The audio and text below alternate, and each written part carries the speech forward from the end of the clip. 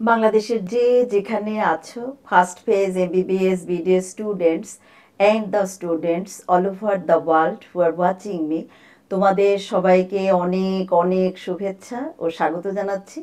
আমি ডাক্তার চন্দনা সরকার, সহযোগী অধ্যাপক ও বিভাগীয় প্রধান, অ্যানাটমি বিভাগ, শেরেবাংলা মেডিকেল কলেজ, বরিশাল।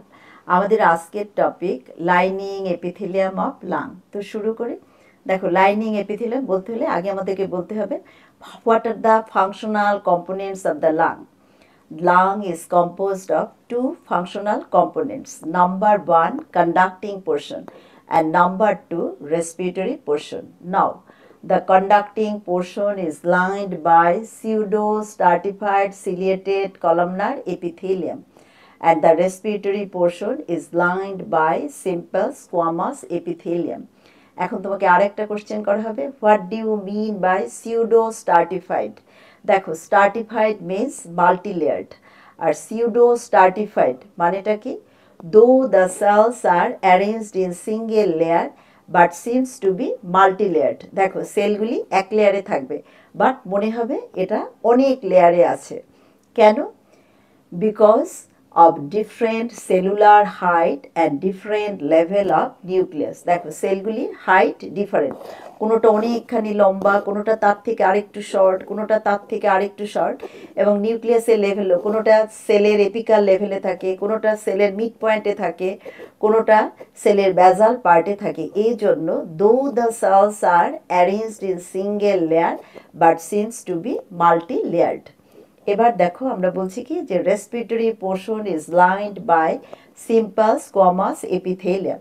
যে এই সিম্পল স্কোয়ামাস এপিথেলিয়ামে কি কি টাইপের সেল থাকে? There are three types of cells. Number one, type one pneumocyte, number two type two pneumocyte, and number three alveolar macrophages. Now, what is the function of type 1 pneumocyte? They are concerned with gaseous exchange. And what are the functions of type 2 pneumocyte? They are responsible for secretion of surfactant.